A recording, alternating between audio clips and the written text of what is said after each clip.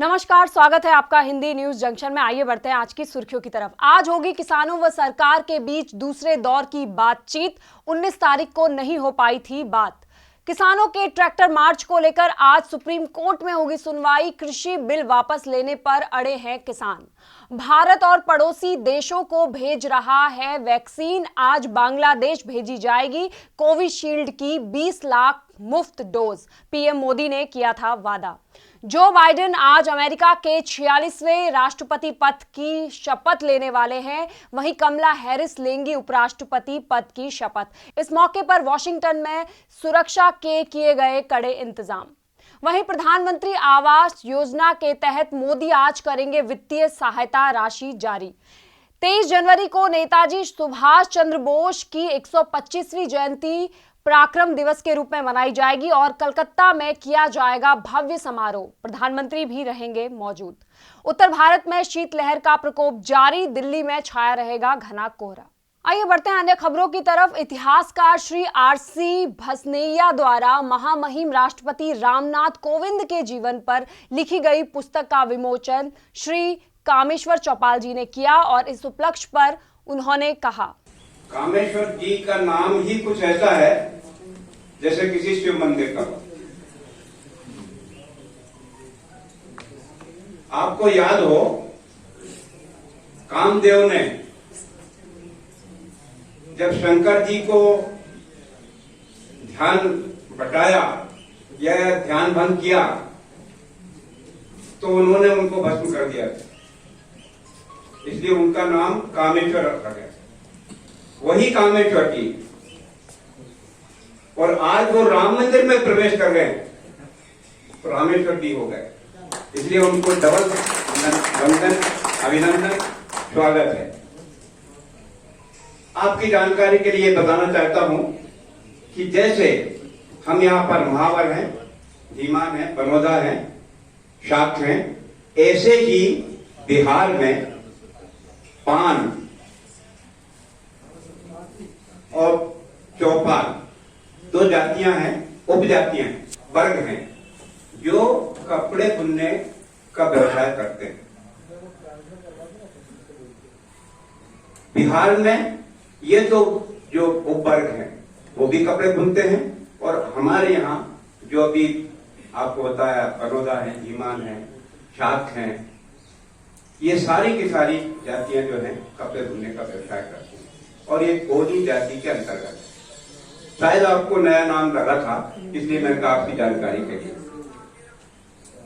आपका जन्म कमरल ग्राम में हुआ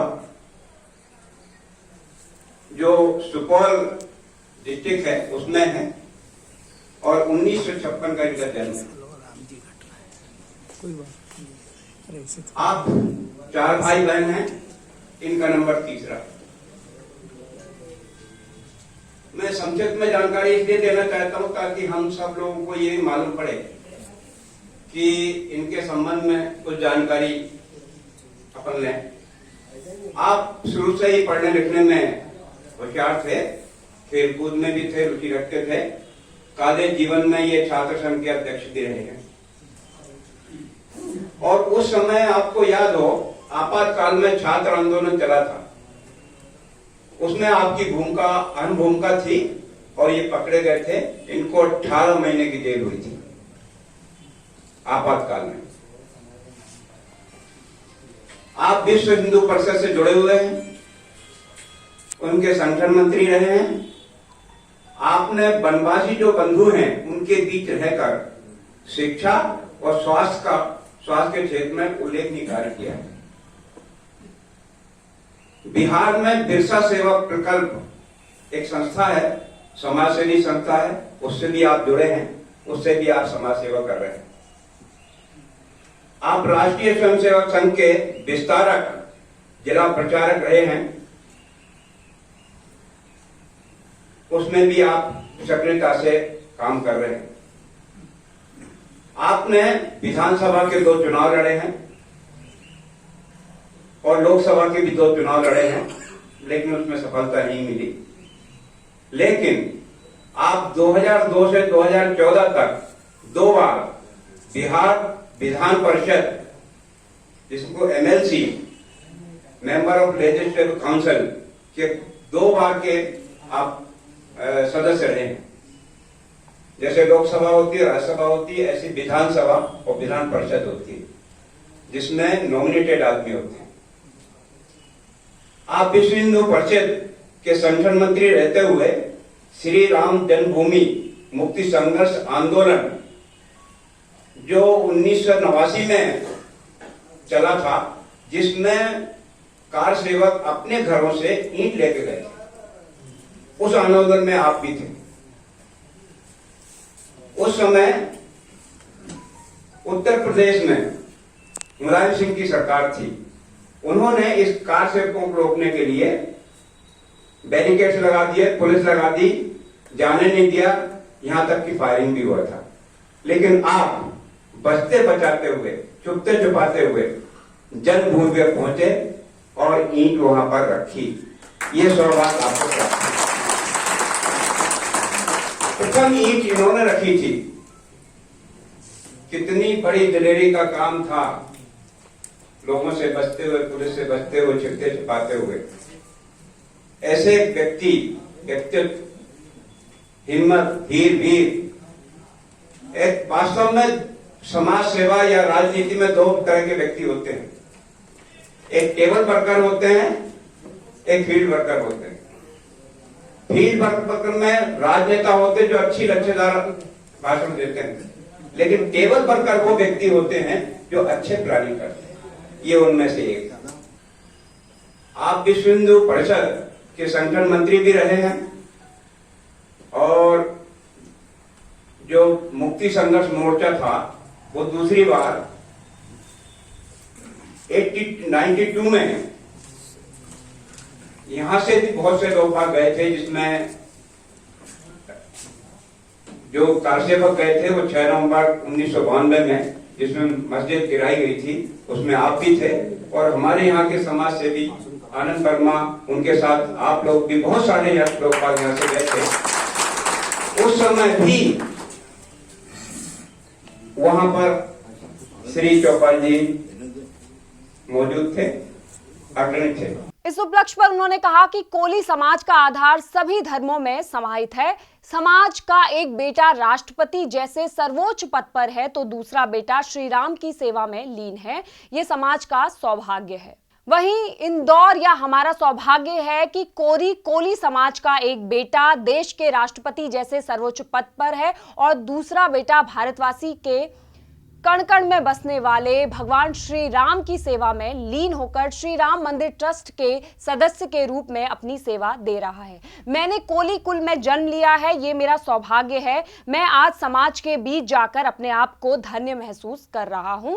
उक्त उद्गार श्री राम मंदिर न्यास के स्थायी ट्रस्टी एवं अखिल भारतीय कोली समाज के राष्ट्रीय कार्यकारिणी सदस्य कामेश्वर चौपाल ने अपने इंदौर प्रवास के दौरान कोली समाज द्वारा आयोजित आत्मीय सम्मान समारोह में ये अपने शब्द व्यक्त किए। श्री कामेश्वर चौपाल के इंदौर प्रवास के दौरान इंदौर प्रेस क्लब में आयोजित आत्मीय सम्मान समारोह में मध्य प्रदेश कोली समाज, बनोधा कोरी समाज, महावर कोली समाज, पूर्वी कोरी समाज और श्रीधान कोरी समाज, गुना लाइन कोरी समाज द्वारा श्री कामेश्वर चौपाल का आत्मीय सम्मान किया गया।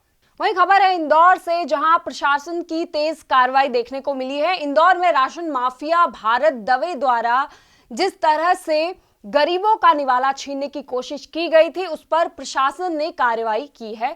कलेक्टर एवं जिला दंडाधिकारी श्री मनीष सिंह ने आज निर्देश जारी किया है कि मोती तबेला में मंदिर की जमीन पर उक्त व्यक्ति द्वारा किए गए अतिक्रमण और निर्माण को प्रशासन द्वारा हटाया जाएगा।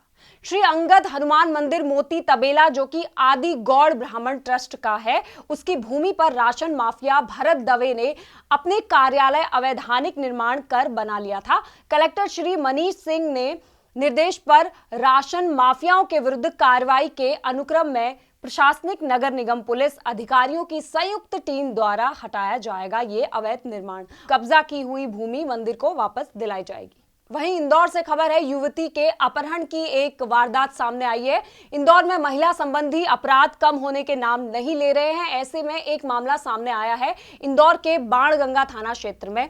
बता दें कि नंदानगर से एक युवती का अपहरण किया गया और उसे फिर बाणगंगा थाना क्षेत्र के भागीरथपुर में बोरे में बंद कर छोड़कर आरोपी फरार हो गए। वहीं इस पूरे मामले को लेकर युवती ने कई तरह की आशंका व्यक्त की है और पुलिस पूरे मामले की जांच पड़ताल में जुटी हुई है।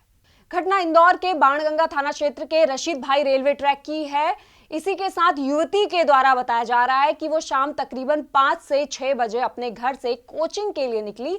इसी दौरान अक्षय गुप्ता व एक अन्य ने उसे अपनी गाड़ी में बिठा लिया और भागीरथपुरा क्षेत्र की एक सुनसान कमरे में लेकर आ गए, जहां पर कमरे में 3 अन्य युवक भी उस समय मौजूद थे। इसके बाद पांचों युवकों ने किसी तरह का कोई इंजेक्शन लगा दिया, जिसके कारण युवती बेहोश हो गई थी। इसके बाद काफी देर बाद उसे युवकों ने ही पानी डालकर होश में लाया और इसके बाद उसको कुछ वीडियो भी दिखाए। युवती का कहना है कि वो वीडियो काफी आपत्तिजनक थे। इसके बाद उसने इस पूरे मामले की शिकायत पुलिस को करने की बात कही तो बदमाशों ने उस पर चाकू से हमला कर दिया और फिर बोरे में बंद कर आग लगाने की तैयारी लक्ष्मीबाई रेलवे ट्रैक पर की जा रही थी। लेकिन इसी दौरान वहां से कोई व्यक्ति गुजरा तो वो उसे वहीं पर छोड़कर फरार हो गए। इसके बाद युवती का यह भी कहना है कि जैसे तैसे उसने परिजनों को फोन लगाया और पूरे मामले की जानकारी दी। इसके बाद उसे इलाज के लिए इंदौर के MY हॉस्पिटल लाया गया, जहां उसकी हालत स्थिर बनी हुई है। फिलहाल पुलिस ने युवती की शिकायत पर एक युवक को हिरासत में लिया है और पूरे मामले को काफी बारीकी से जांच पड़ताल की जा रही है। देर रात पुलिस अधिकारी घटनास्थल पर भी पहुंचे और बारीकी से घटनास्थल का निरीक्षण भी किया। अभी लगभग 8:30 बजे पुलिस कंट्रोल रूम को सूचना प्राप्त हुई थी कि एक लड़की जो है वो घायल अवस्था में है और उसके साथ कुछ दुर्घटना घटित हुई है। इस पर से मौके पर थाने की टीम वहाँ पर पहुंची और उसको लेके MIH आए हैं। उसका इलाज करवाया जा रहा है। चाकू के 2 चोट के निशान हैं और लड़की के द्वारा उसका कहना है कि उसको 2 लोग लेके गए थे पाटनीपुरा चौराहे से और उसके साथ कोई घटना भी घटित हुई हो सकती है, उसका ऐसा कहना है। तो इस संबंध में भी उसका मेडिकल परीक्षण कराया जा रहा है। लड़की के द्वारा जो बताया गया है कि जो संदेही व्यक्ति है उस व्यक्ति को भी पुलिस ने अभी अपने हिरासत में ले लिया है और पुलिस अभी लड़की से और जो संदेही व्यक्ति है दोनों से पूछताछ कर रही है और घटना के बारे में तस्दीक की जा रही है। सर, बोरे वाली बात कहाँ तक सत्य है? उस पर केरोसिन डाला गया है, बोरे में वो थी? लड़की का ये कहना है, जो घायल है उसका कहना है कि वो बोरे में बंद थी। इस संबंध में अभी तक ऐसे कोई साक्ष्य मिले नहीं है, लेकिन अभी मौके पर बहुत सारी टीमें वहाँ सर्च कर रही हैं और हम लोग भी अभी मौके पर जाकर इस चीज़ को देखने का प्रयास कर रहे हैं कि वो बोरा आखिर है कहाँ। तो बोरे के संबंध में भी जाँच जारी है। सर, इसके मौके पर कोई संदेह वगैरह है? अभी तक तो इस संबंध में कोई ऐसा संदेह व्यक्त नहीं किया गया। आइए बढ़ते हैं अन्य खबरों की तरफ। एक वीडियो जो कि इंदौर में लिया गया है हो रहा है वायरल। इंदौर सदर बाजार पुलिस ने ऐसे आरोपियों को गिरफ्तार किया है जो विवाह समारोह में रिवॉल्वर और तलवार लेकर नाच रहे थे।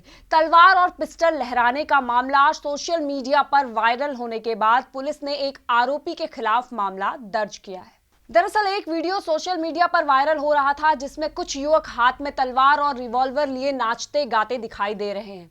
मामला पुलिस के संज्ञान में आने के बाद पुलिस ने इस वीडियो की तलाश की तो सदर बाजार थाना क्षेत्र के रहने वाले युवकों की शिनाख्त हुई, जिन्होंने बताया कि ये वीडियो 2 माह पुराना है, जहां शादी समारोह में ये युवक तलवार और पिस्टल लहराकर नाच रहे थे। हालांकि पुलिस ने जब जांच की तो ये बात सामने आई कि पिस्टल एक ना होते हुए एक लाइटर था। वो तलवार पुलिस ने बरामद कर ली है। वहीं जो युवक तलवार को लेकर नाच रहा था उसके खिलाफ पुलिस ने प्रकरण दर्ज कर जांच शुरू कर दी है।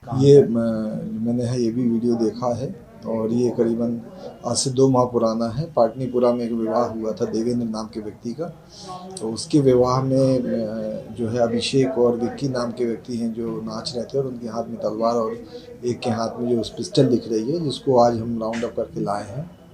तो तलवार तो मिल गई है, जो उन्होंने जो उनसे पिस्टल बरामद हुआ है वो खिलौना है, मतलब उसमें लाइटर के रूप में है, पर दिखता ऐसा है दूर से कि वो पिस्टल है, और जो जब्त हुआ है उसे पिस्टल नहीं है और अभी उनसे पूछताछ जारी है। कितने आरोपी गिरफ्तार हुए? अभी इसमें तो चूंकि अब अपराध तो एक ही के विरुद्ध बन रहा है जिससे तलवार मिली है, और जो वो है वो तो खिलौना है, तो खिलौने में क्या अपराध हो, इसलिए अपराध नहीं हो सकता। वहीं श्रीमती सुमन त्रिपाठी जी राष्ट्रीय अध्यक्ष महिला प्रकोष्ठ भारतीय सवर्ण संघ दिल्ली।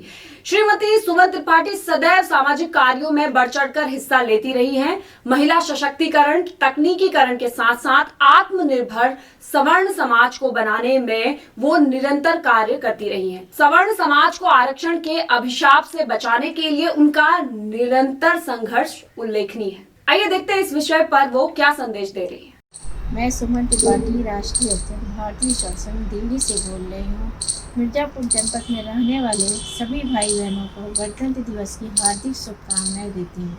साथ में यह भी आशा करती हूँ कि मिर्जापुर की महिलाएं पुरुषों के साथ कंधा में कंधा मिलाकर समाज में योगदान दें।